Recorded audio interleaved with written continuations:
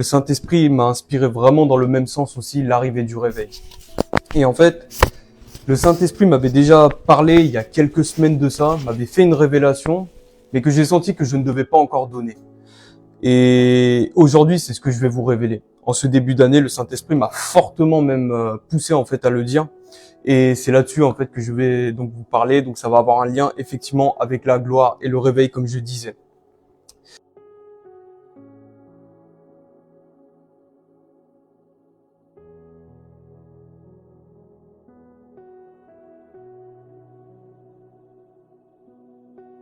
Donc dans ce que le Seigneur m'a révélé, au travers d'un texte. Je vous dirai tout à la fin ce que le Seigneur m'a dit. Je vais d'abord parler en fait du texte sur lequel je vais m'appuyer pour donner cette révélation. Je ne sais pas si vous vous souvenez, il y a quelques jours, il y a quelques semaines, voire quelques mois, je devais donner un message un mercredi et sur le fait de marcher par l'esprit. Et en fait, personne n'avait rien entendu de ce que je disais. Parce que au niveau de la configuration du setup, par rapport au message que je devais donner, en fait, les gens n'arrivaient pas à entendre ma voix parce que mon PC, en fait, il était positionné un petit peu trop haut par rapport à ce qu'il devait et le micro, en fait, ne captait pas le message. Et en fait, dans ce message-là, je parlais de la marche par l'esprit en utilisant le texte que je vais citer là. Et ce qui s'est passé, c'est que à la fin, la conclusion, déjà, le Seigneur avait commencé à me travailler sur ce texte et sur cette révélation que je vais donner dans Ézéchiel 47. Il y a un passage dans Ézéchiel 47 où le Seigneur m'a permis de voir en fait que c'était très prophétique et que ça parlait du réveil. C'est la raison pour laquelle maintenant je vais commenter donc sous l'inspiration du Saint-Esprit vraiment maintenant que vraiment le Seigneur me permette de dire tout ce que j'ai à dire et que je vous donne ensuite la révélation de ce que vraiment le Seigneur m'a dit. Lorsqu'on parle d'Ézéchiel 47, on parle souvent des premiers versets, vous savez, de l'eau qui coule en dessous du seuil de la porte du côté droit, là, au niveau du temple, etc. Et qu'ensuite, il y a un homme qui dit au prophète Ézéchiel d'avancer. Ézéchiel a de l'eau jusqu'aux chevilles. Ensuite, il a de l'eau jusqu'aux genoux.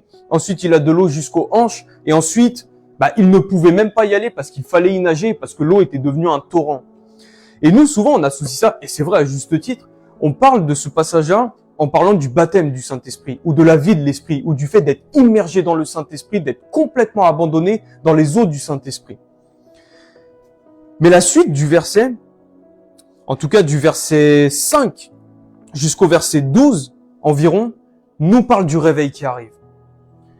Et comme tu l'as dit, je tiens à souligner quand même, parce que je ne suis pas prophète non plus, c'est une révélation prophétique.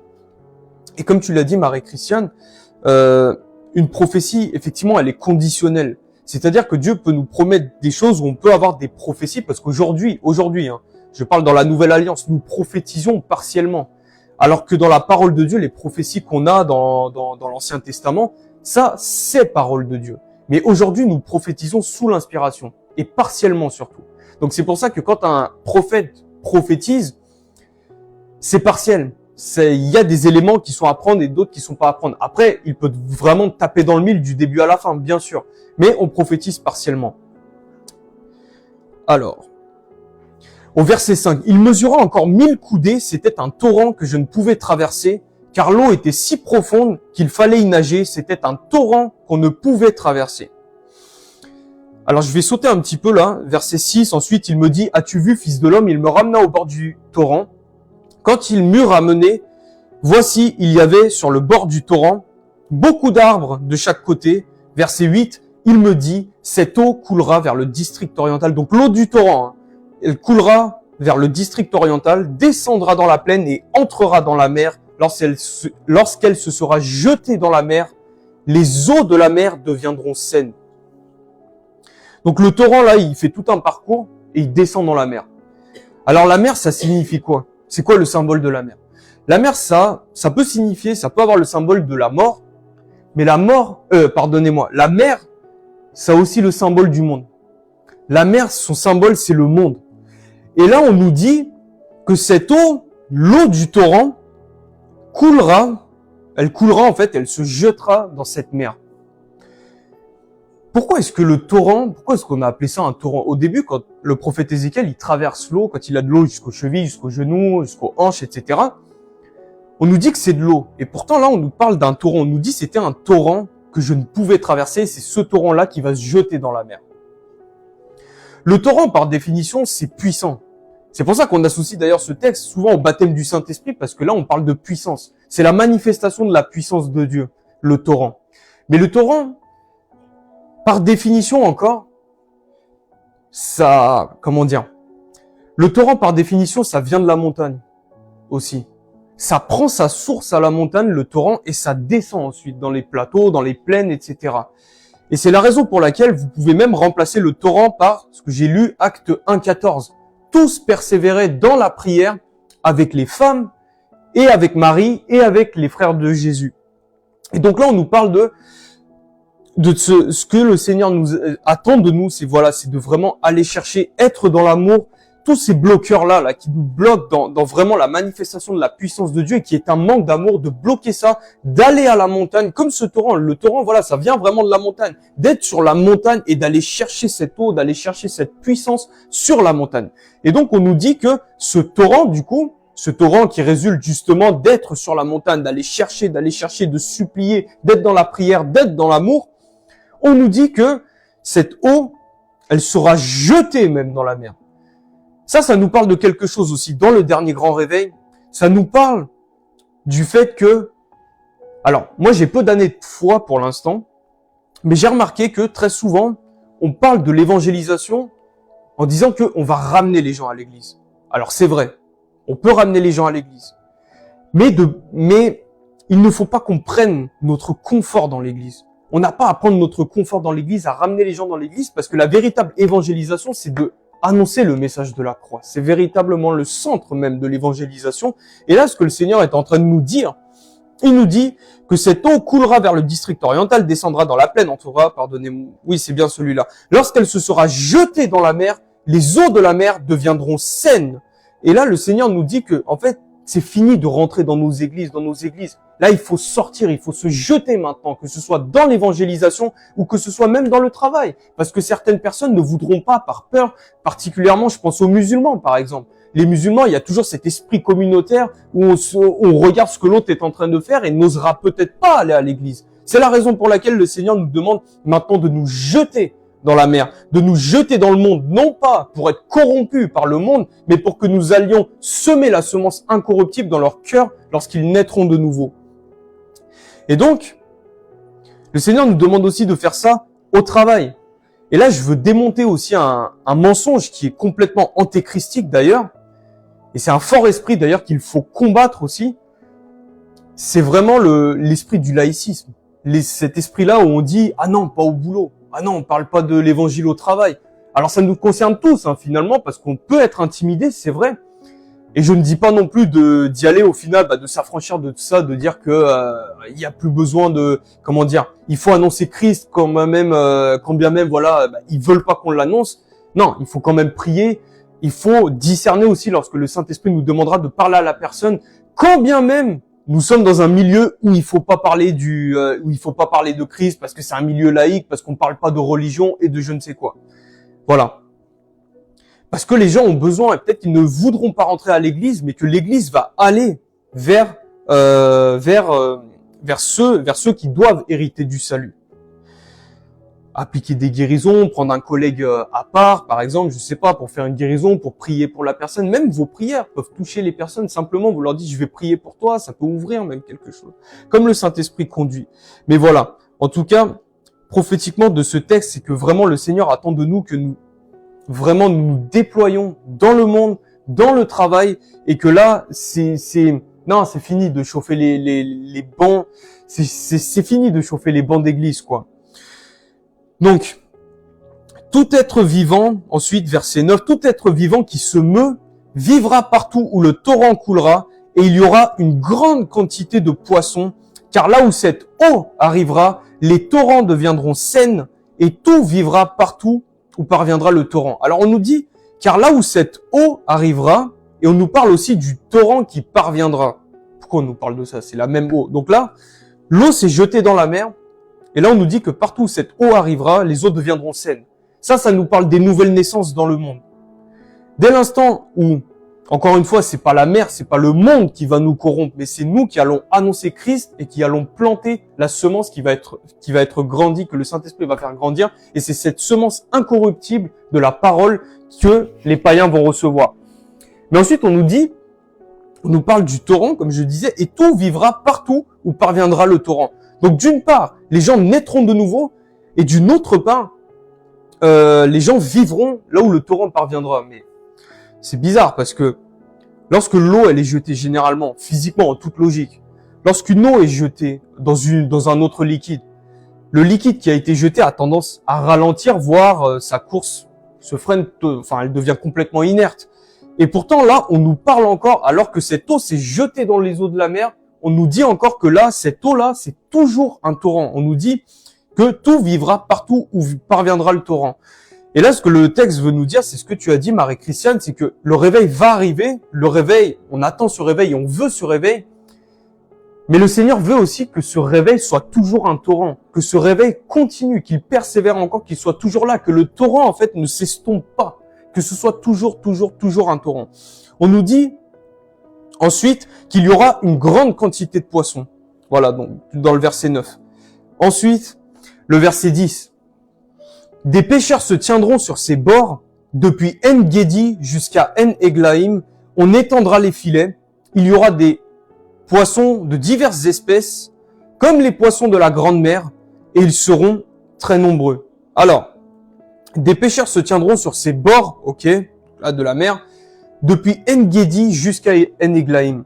Alors ces villes, elles sont pas choisies par hasard aussi, parce que En-Gedi, c'est la caverne dans laquelle était David. Là où il était caché, là où il était cloîtré, et là où il était fortement en train d'intercéder. Et on retrouve ça dans Psaume 57.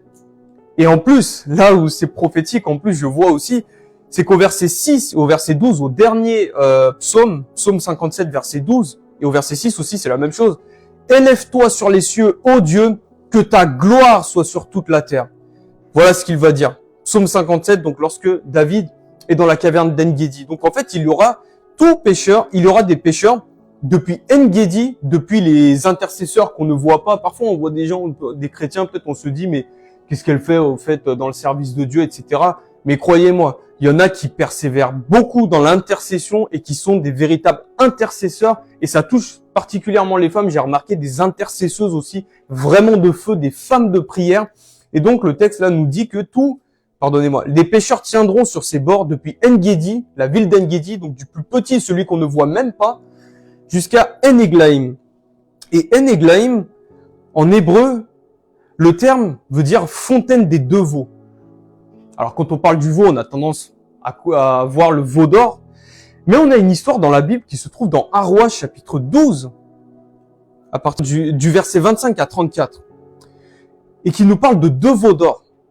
Et ça, c'est un roi d'Israël. Bon, je vous laisserai lire, je pense pas que je vais le lire, mais c'est un roi d'Israël, en fait, alors, à la base, le royaume d'Israël était donc les 11 tribus, la 12e étant la tribu de Lévi, et la tribu de Lévi n'ayant pas de partage dans le territoire. Et à un moment, le roi Salomon, son cœur va être corrompu parce qu'il va plus être tout entier à Dieu. Et là, en fait, le royaume on va dire, se morceler en deux parties, donc le royaume d'Israël et le royaume de Juda. Et là, dans ce royaume d'Israël, il y a un roi qui s'appelle Jéroboam, qui en fait, par jalousie, parce que son cœur va s'élever, parce qu'il va vouloir que le peuple soit totalement à lui et que le peuple d'Israël ne parte pas à Jérusalem, à Juda, vous lirez dans le texte que j'ai dit. Ce qu'il va faire, c'est que il va placer sur des hauts lieux, il va placer deux veaux d'or, un à Bethel et un en région de Dan. Et c'est terrible, parce que ce qu'il va faire, c'est aussi... il va créer des sacrificateurs, il va créer tout un culte, en fait, pour que les peuples soient soumis, en fait, à cela. Et donc, pourquoi En-Eglaïm, vous allez me dire, quel rapport avec En-Eglaïm, ici? C'est que ces deux veaux d'or symbolisent ceux qui sont à la tête du gouvernement et qui corrompent de la même manière, comme ce roi Jéroboam, qui corrompt, en fait, tout le peuple ensuite. Et qui est une occasion de chute et qui vient faire pécher le peuple et qui plonge le peuple vraiment même dans des malédictions qui rentrent. C'est comme ça en fait que les malédictions dans des nations rentrent aussi. Et donc le Seigneur nous dit, des pécheurs se tiendront sur ses bords depuis En-Gedi, donc depuis du plus petit intercesseur, celui qu'on ne voit même pas, jusqu'au plus grand, que le Seigneur placera des chrétiens qu'il placera au plus haut, à la tête, en politique, dans des milieux très hauts, il y aura des pécheurs qui seront là et qui tendront les filets. Le Seigneur va négliger personne, il va négliger personne. Dès l'instant où nous marchons avec Dieu, Dieu utilise absolument tout le monde. Il utilisera la personne du plus petit intercesseur jusqu'à la personne qui sera haut placée dans la politique pour tendre le filet. Et il y aura des poissons de diverses espèces, comme les poissons de la grande mer. Ils seront très nombreux. Et là, on ne distinguera plus ni les Noirs, ni les Blancs, ni les Arabes, ni les Africains, ni je ne sais même pas, ni les homosexuels, ni les prostituées, ni rien de tout ça. Tous, il y aura une grande quantité de poissons et ces filets seront grand tendus comme ça. Et en disant cela, d'ailleurs, je veux aussi noter parfois, bon, c'est plus personnel, mais je crois quand même que c'est biblique, que là où il y a un manque d'amour aussi, c'est les églises communautaires, aussi bien souvent. Parce que automatiquement, les églises communautaires, ça peut être bien quand on est dans une nation où ce peuple communautaire-là est très peu nombreux, ne comprend pas la langue, etc. Mais bien souvent, ça ouvre des portes au racisme, ça ouvre des portes aussi à la culture, à la tradition et automatiquement à la non-intégration de l'autre. Et pourtant, la Bible nous dit que des nations de toutes tribus, de toutes langues seront réunies devant l'agneau. Et donc, ces trucs de tradition, ces trucs qui, en fait, automatiquement ouvrent des portes, voilà, à la tradition, à la culture, au racisme et tout, ça doit terminer. Parce qu'il est écrit même dans le livre de Galates, il n'y a ni juif, il n'y aura plus ni juif, il n'y a plus ni juif, ni grec, ni homme libre, ni esclave, ni homme, ni femme. D'ailleurs, ça c'est bien un point aussi pour dire qu'il n'y a ni homme, ni femme. Donc la femme peut très bien enseigner, peut très bien prêcher, mais tous sont un en Jésus-Christ. Ensuite, verset 11, ces marais et ces fossés ne seront point assainis, ils seront abandonnés au sel. Et ensuite, on nous dit sur le torrent, sur ses bords de chaque côté, croîtront toutes sortes d'arbres fruitiers. Le texte continue ensuite, leur feuillage se flétrira point et leurs fruits n'auront point de fin. Ils mûriront tous les mois parce que les eaux sortiront du sanctuaire. Leurs fruits serviront de nourriture, leurs feuilles de remède. Sur le torrent, sur ses bords de chaque côté, croîtront toutes sortes d'arbres fruitiers. De cette gloire qui va arriver, de ce réveil qui est ici prophétisé, qui va arriver, il y aura beaucoup de fruits qui vont être portés. Et là, et ça c'est même une exhortation pour moi-même, je dois avouer, très souvent aussi, quand quelqu'un porte du fruit et qu'il est vraiment sous l'inspiration du Saint-Esprit, parce que vraiment le Saint-Esprit lui a demandé de faire cela et qu'il porte du fruit, bien souvent on peut critiquer. Je vais donner un exemple personnel pour moi. Par exemple, moi j'ai du mal avec le rap chrétien. Je sais pas, ça, voilà, c'est bizarre pour moi. Bon, pourtant je suis convaincu au niveau de mon âme, pas au niveau de mon esprit justement, parce que si j'étais pleinement convaincu en esprit, je ne parlerais pas comme ça. Mais au niveau de mon âme, je conçois très bien que, le rap chrétien, ça amène des gens à Christ, et particulièrement les jeunes, ça amène des gens à Christ, et justement, je dis gloire à Dieu. En tout cas, pour ma part, voilà, bon, c'est pas trop mon truc, mais je dis gloire à Dieu. Parce que finalement, qu'est-ce que j'en ai à faire que moi j'aime pas, moi, ma propre personne, j'aime pas, ou je conçois pas que c'est, voilà, que le rap chrétien aille, non, que ça doit pas être dans l'église. Non, ça fait louer le peuple de Dieu loue, ça amène énormément de jeunes. Le seul bémol que je mettrais, c'est de ne pas idolâtrer le rappeur ou la rappeuse, justement, mais de vraiment tout mettre le focus vraiment sur Jésus-Christ. Donc voilà. Et ce que je veux dire par là, c'est que il y aura toutes sortes d'arbres fruitiers. Il y en a toutes sortes, de toutes couleurs, donc de ne plus en fait critiquer parce que un frère, il porte du fruit, mais il a une telle manière de faire. Pourquoi le critiquer? Il porte du fruit, c'est pour la gloire de notre Dieu, c'est pas pour notre propre gloire, c'est pas pour nous faire plaisir. De la même manière que lorsqu'on enseigne, lorsqu'on prêche, lorsqu'on exhorte aussi, on n'est pas là pour faire plaisir, si ce n'est d'apporter la parole de Dieu. Et en plus, ces fruits croîtront sur le torrent, on nous parle de sur le torrent, et sur ses bords de chaque côté, donc vraiment en plein milieu du réveil. Et effectivement, je me suis posé la question, et tu as répondu, Marie-Christiane, le Saint-Esprit m'avait parlé, et c'est encore une confirmation de pourquoi est-ce que nous, lorsqu'on est on peut mentir, on peut quand même pécher, mais pourquoi est-ce qu'on n'est pas consumé? Comme par exemple Ananias et Saphira dans Actes chapitre 5, ça leur a coûté très cher d'avoir menti au Saint-Esprit. Pareil, je crois que c'est dans Actes chapitre 12, Le roi Hérode aussi, qui reçoit toute la gloire du peuple, on le traite même de Dieu. Et à ce moment-là, il est écrit qu'un ange du Seigneur descendit et paf, il le frappa. À ce moment-là, il tomba comme mort. Pourtant, il y a, dans le milieu de la politique, au niveau de la royauté, il y en a beaucoup qui font ça. Et là, je me suis posé la question, mais pourquoi? Pourquoi est-ce que quand ça arrive là, actuellement, c'est pas le cas? Et tu as répondu, en fait, Marie-Christiane. La gloire va être tellement importante, ce torrent-là, cette gloire, elle va être tellement importante que, comme tu l'as dit, sans la sanctification, sans laver nos robes, sans nous débarrasser des péchés, etc., ça va nous coûter très cher. Ça nous coûterait même la mort, en fait, d'être vraiment dans un manque de sanctification, un manque de consécration, d'avoir encore du péché dans notre vie. C'est ça, ça va nous coûter très cher. C'est pas que Dieu ne veut pas nous apporter le réveil, mais c'est que s'il nous l'apporte, mais on serait mort, quoi. Et donc voilà, donc c'est vraiment aussi voilà une exhortation aussi à nous sanctifier, etc. Alors maintenant, pourquoi est-ce que je vous ai expliqué tout ça? Pourquoi est-ce que je vous ai parlé d'Ézéchiel 47? Et pourquoi est-ce que je vous ai dit que en fait ce texte nous parle vraiment du réveil? Le Saint-Esprit me l'avait dit, mais pourquoi est-ce qu'il parle du réveil? Alors au-delà du fait qu'il me l'avait dit, voilà, il y a quelques mois, le mercredi 6 novembre 2024, on était en prière. C'était un mercredi, on était en prière, on était en intercession. Il y a eu un message ensuite. Et alors que j'étais dans la salle de bain, le Saint-Esprit m'a dit, comme quoi le Saint-Esprit parle vraiment de partout, j'étais dans la salle de bain, je pensais bon, c'est pas forcément à méditer, ouais. Et le Saint-Esprit en fait m'a dit Armen, il m'a dit, le président Donald Trump est devenu le 47e président des États-Unis. Il m'a dit, qu'est-ce qui est écrit dans Ézéchiel 47? Et là, en fait, pour moi, parce que le texte, je l'avais déjà un petit peu médité, moi, ça a fait vraiment un réma extraordinaire. Et donc, en fait, le Saint-Esprit m'a fait comprendre que sous le mandat du président Donald Trump, ces choses-là allaient arriver. Que leur réveil, en fait, allait arriver. Ce réveil de cette ampleur allait arriver. Et bien sûr, encore une fois, je ne suis pas prophète.